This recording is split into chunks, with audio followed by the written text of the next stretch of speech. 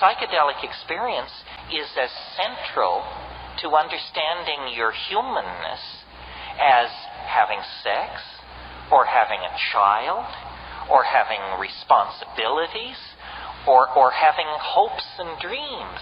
And yet it is illegal. We are somehow told we are infantilized. We're told, you can wander around within the sanctioned playpen of ordinary consciousness, and we have some intoxicants over here. If you want to mess yourself up, we've got some scotch here and some tobacco and red meat and some sugar and a little TV and so forth and so on. But these boundary-dissolving hallucinogens that give you a sense of unity with your fellow man and nature are somehow forbidden. This is an outrage. It's a sign of cultural immaturity, and the fact that we tolerate it is a sign that we are living in a society as oppressed as any society in the past.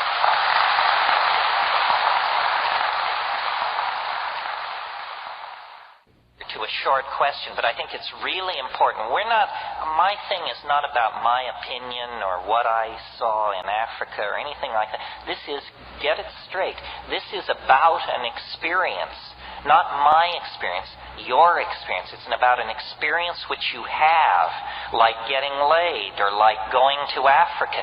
You must do the experience. Otherwise, it's just whistling past the graveyard. And we're not talking about something like being born again or meeting the flying saucers or something like that where good works and prayer are the method.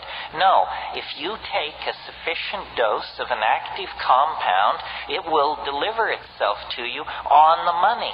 If it doesn't work, take more. Nobody is in a position to dismiss this just because it didn't work for them on one or two tries. This is an art. It's an art. It's something you coax into existence. I mean, you have to learn to make love. You have to learn to speak English. Anything worth doing is an art that is acquired. This is part of our birthright, perhaps the most important part of our birthright. These substances will deliver.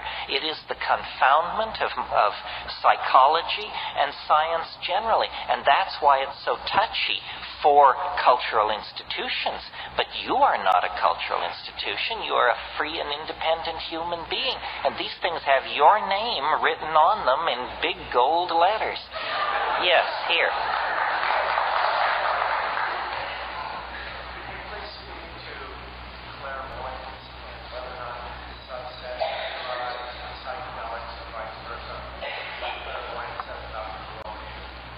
Well, clairvoyance, all forms of paranormal activity, I think, are part of a 5% leakage around normal, culturally sanctioned brain function.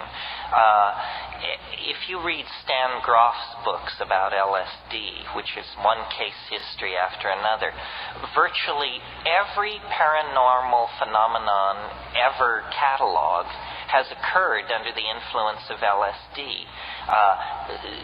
Seeing things at a distance, recovering past lives where then you could actually check the data and it happened, knowledge of things going on at a distance. I think that we are caged by our cultural programming and that this is the most powerful imprisoning factor in our lives. That if we could train ourselves simply to remember our dreams, psychedelics would become obsolete. If we could train ourselves simply to pay attention to our ordinary states of consciousness as we live through our days and nights.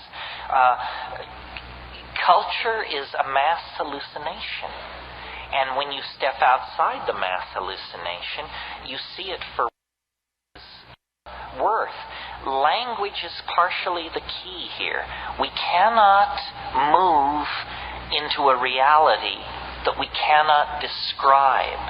If we can't describe a world, we can't be there. And so the interesting place to be is at the cutting edge of language.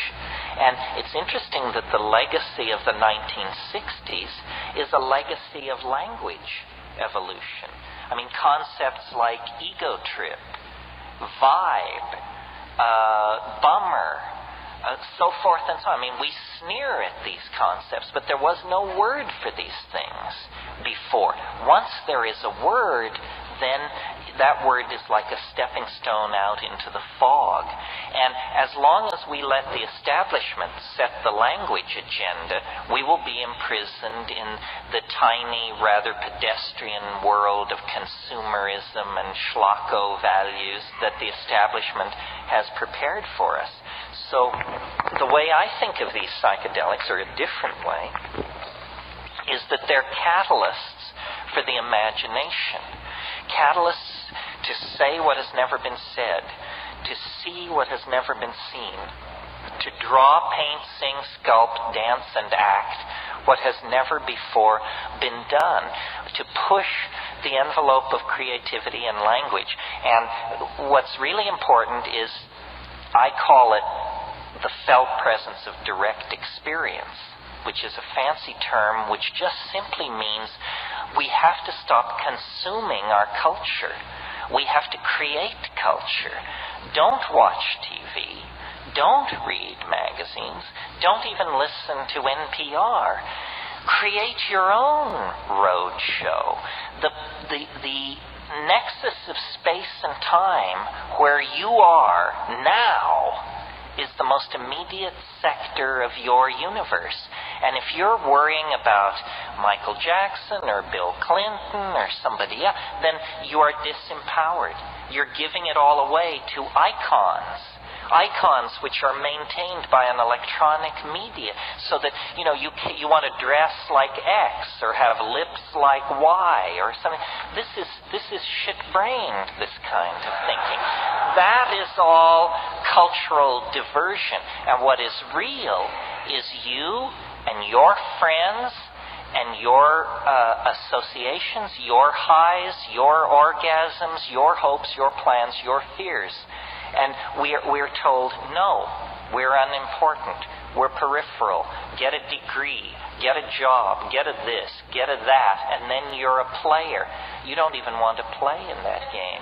You want to reclaim your mind and get it out of the hands of the cultural engineers who want to turn you into a half-baked moron consuming all this trash that's being manufactured out of the bones of a dying world. Where is that at? Yeah, over here.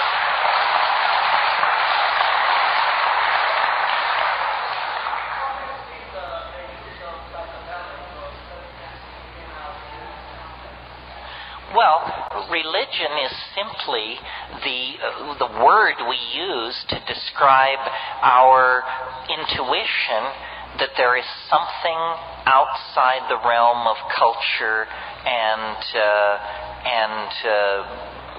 the three-dimensional surfaces of things, that there is a hidden dimension to reality. Call it a plan, a purpose, a loving God, a cosmos instead of a chaos.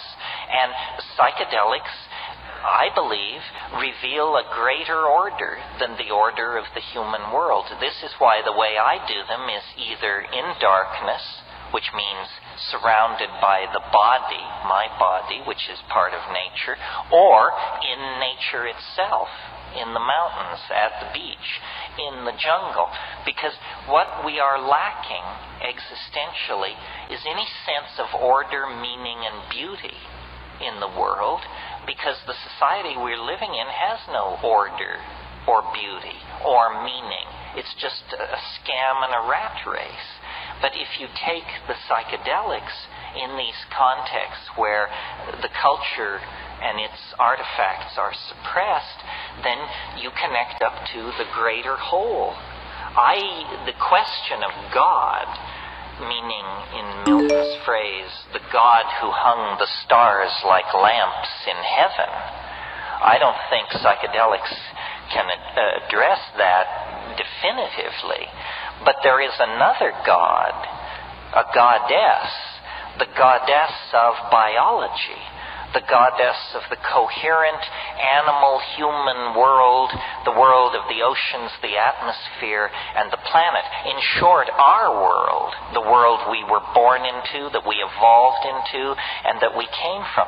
That world, the psychedelics want to connect us up to, because our individuality as people and as a species is an illusion of bad language that the psychedelics dissolve into the greater feeling of connectedness that underlies our being here. And to my mind, that's the religious impulse. It's not a laundry list of moral do's and don'ts or a set of dietary prescriptions or practices.